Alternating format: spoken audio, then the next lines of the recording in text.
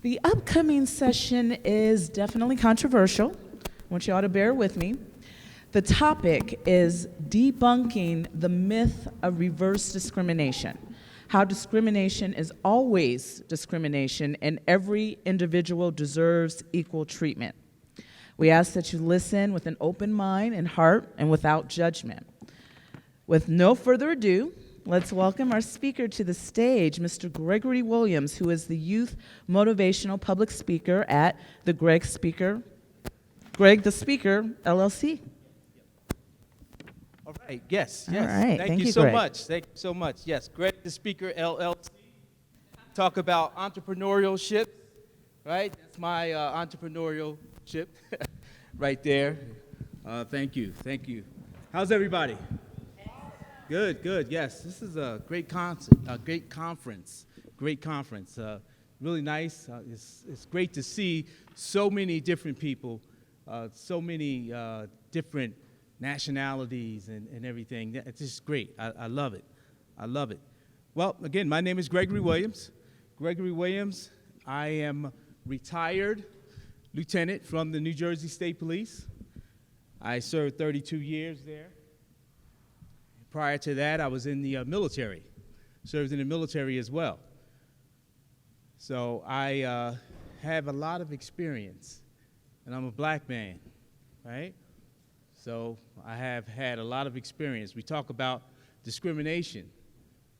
When I first received that request, I was like, wow, okay, discrimination, well, okay. It happens, It happens to me often. It has happened to me often. But also, it happens to everybody, So we all were created equal. And so we all should be treated that way.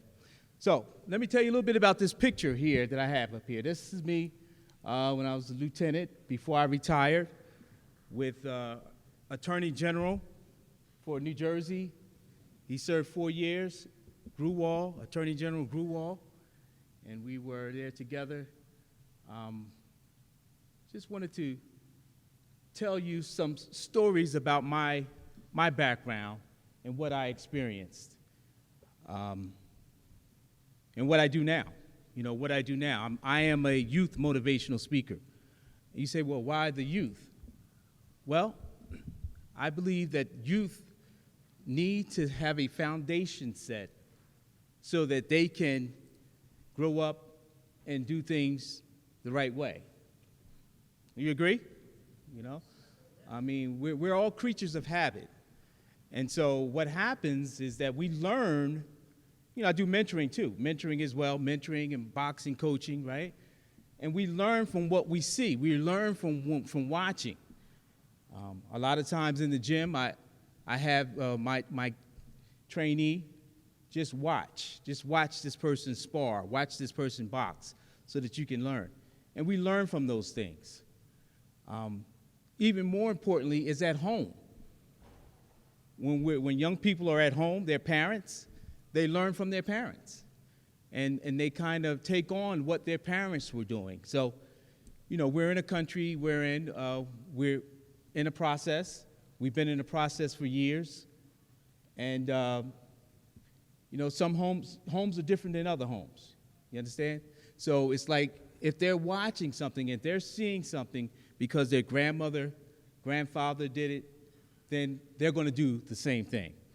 So we have to be conscious of that and what we show and what we allow them to see. So that's why the youth mentoring is so important to me, because I want to build that foundation. I'm the father of 2 daughters, very proud of my 2 daughters. One is a student doctor, soon to be a doctor. She's soon to graduate. My other daughter is entrepreneurial. She does hair and makeup, styling. So I'm very proud of my 2 daughters. And I am happy that I actually feel as though my ex-wife and I kind of demonstrated some things to my daughters at a young age so that they can see it and they grew up and went to college and did things the right way. But I wanted you to see this picture with Gruwall.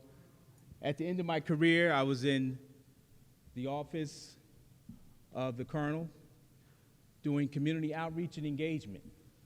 Community outreach and engagement was my job at the end of my career with the state police.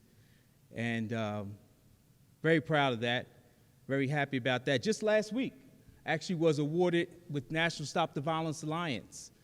National Stop the Violence Alliance in Camden. I don't know, has anyone ever heard of National Stop the Violence Alliance? Okay. Well, it's a program in Camden, and we work with the youth in the community, helping them to grow up on that right track.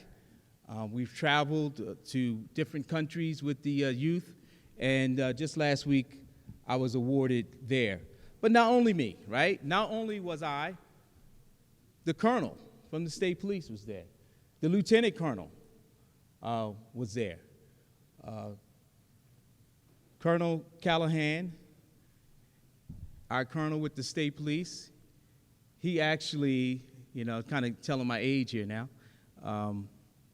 I was his instructor at the academy when he went through. And now he's gone on to be the colonel, superintendent of the state police. So that's my picture there with Gruwall. You can go to my website there. I tell you, on my website, it talks about, I have a little saying up there about that journey to success is full of ups and downs, right? Oh my God, yesterday, trying to get here, I didn't get here until like 3 o'clock this morning. Trying to get here with the weather the way it was and the cancellations of flights and delays of flights. It was really full of ups and downs. I was like, I didn't know at one point whether or not I was going to make it. I didn't know whether I was going to actually be able to get here in time. So it was nerve-wracking. But I tried to, I said, let me, I talk about these things, I teach these things, I mention these things. Let me stay calm. Let me just stay calm, okay? And it's all going to work out. So we finally did get here, like I said, like 3 o'clock this morning. But that journey to success is filled with challenges, right? But this is my website, Greg The Speaker LLC. I do youth motivational speaking, mentoring, and boxing coaching. So, hey, you want to check it out? And if you need someone to speak, here I am. But this subject is like I said, when he first gave it to me, I was thinking, wow, I've experienced that discrimination, and I know others have as well. No one in here is more important than the other person, If I could, I would just have everyone, and I might, just stand up and introduce yourself. I've told my story here. I got up here and I told my story, but you also have a story. I heard you say that. Was that yes earlier? We all have a story, and we all are to be respected. God created us, I'm a believer, so God created us, and we're all equal. One of the things that helped me was my parents. My parents and what they demonstrated and what they showed me helped me. We grew up in the inner city, right? Inner city of Trenton, New Jersey. Growing up in the inner city, we were in the community, and my parents were committee man and committee woman. So the Mayor Arthur Holland, I don't know anyone from New Jersey, you might remember Mayor Arthur Holland, he would come to our house. Our house was like the safe house before they started talking about safe houses. So he would come to our house, and he would have meetings with the members of the community. And I saw this as I was growing up. I saw my parents working in the community, trying to help our people in the community. So it was something that I saw as I grew up. I also was involved in the church, okay, growing up in the church as well. People go to church. How many people go to church here? Yeah, okay. All right, so you know what it's like. You grow up in the church. So my grandmother was a Sunday school teacher. My mom was a teacher as well, Sunday school. And so graduated my grandmother's class and went to my mom's class. So these are the examples that I had. These are the examples that I saw. So I would go out. We would be helping people go out to vote. We would be going knocking on doors and getting people out to vote in the community. And I saw this. So it became natural to me. And I also knew that my father had served in the military, in the Navy, in World War II. And I knew that my grandfather, who lived around the corner, now can you imagine, you got your parents here, they're always home, mother and father, and my grandparents around the corner. And they too were actively involved. So I'm seeing this as I'm growing up. My grandfather also served in the military in World War II, in the Army. So what do you think I did? I ended up serving in the military. It wasn't like I was doing it simply because, hey, my dad did it, so I'm going to do it. No, it was almost like natural within me to just serve in the military. Served active for 4 years, 2 years inactive. The space shuttle Challenger that exploded, remember that? Was on that rescue mission. Served there. Served over with the battleship Jersey. The battleship, that's a museum now, over in Beirut, in the Mediterranean Sea. I was on the fast frigate, USS W.S. Sims. Served on the USS W.S. Sims as a radioman, communication specialist. So I was communicating ship to ship, ship to shore. But again, I got involved in this. Why? Because I wanted to do it. But when I think back, I was influenced by what I saw my parents doing, right? So I did that. Now, my father did not, this is a good story right here. He actually wanted to apply for the state police, right? But he wasn't able to. You know why? Know what they said? He was too short. Okay? He was too short.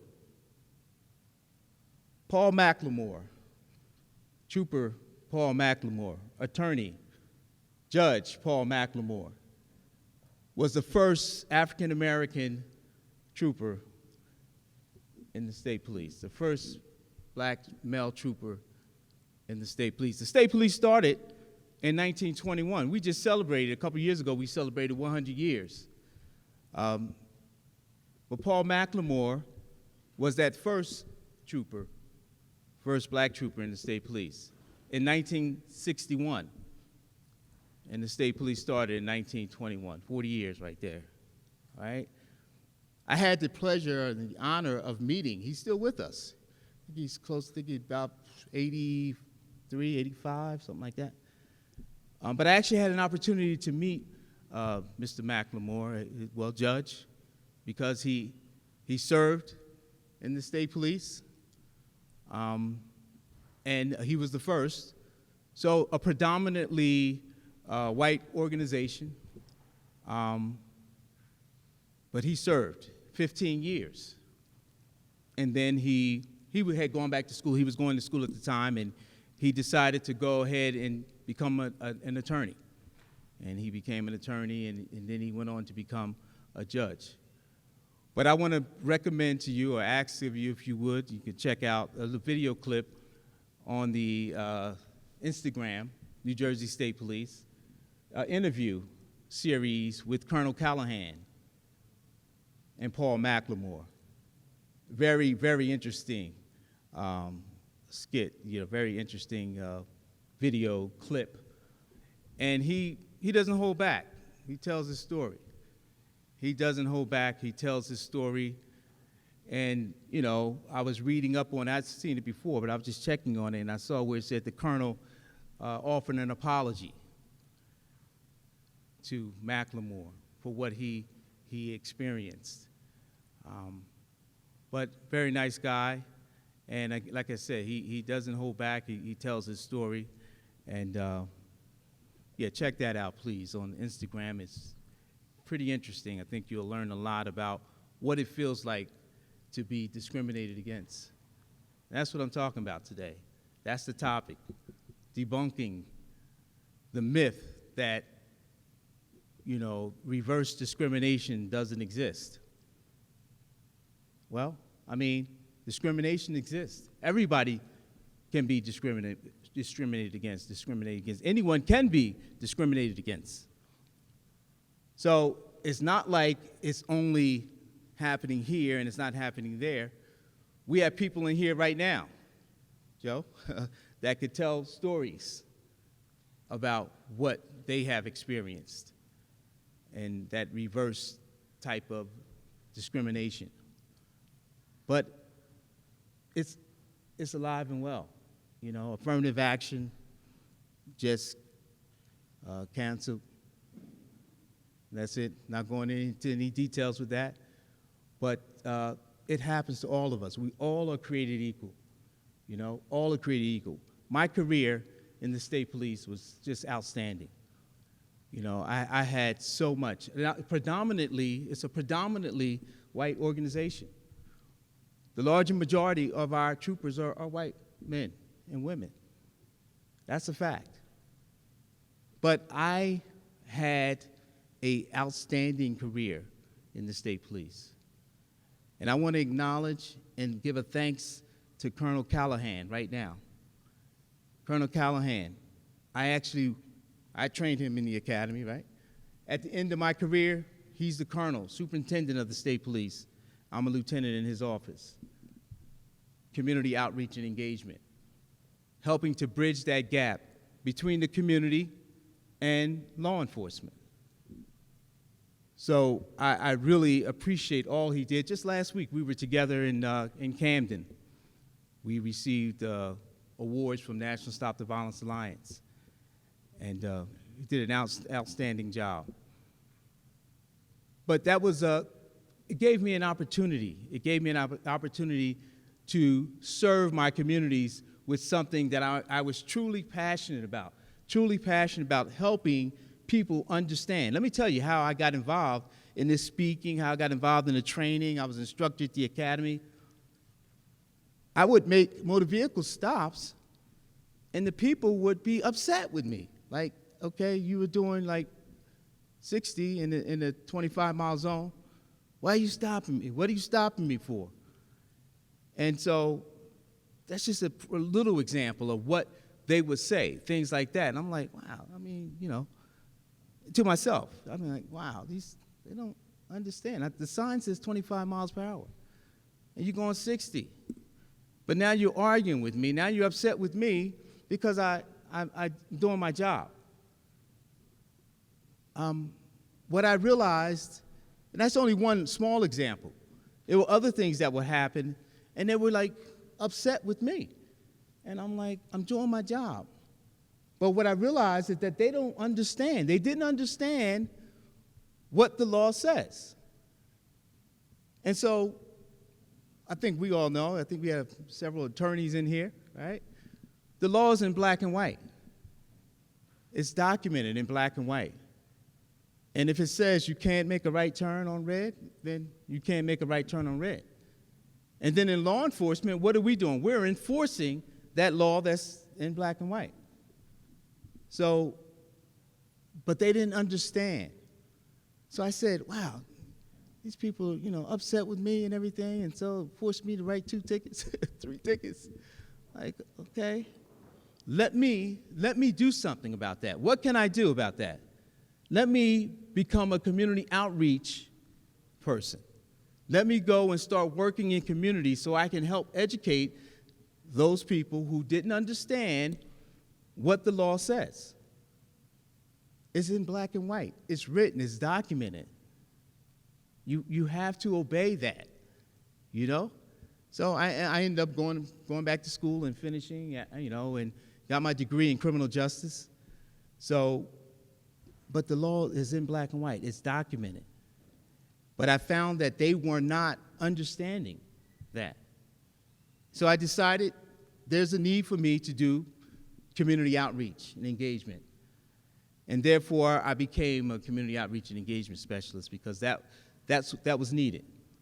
And I'm proud of those that are still doing it because there's a need for explaining what the law says because it's in black and white. It's plain and simple. You just have to enforce it. Now, when we talk about discrimination, is it always enforced? We have discretion. As a law enforcement officer, you have what we call discretion. You have discretion. The law's there, right? It's in black and white, but you have discretion. You can, does that happen? It happens, yes. It happens. But we have that discretion.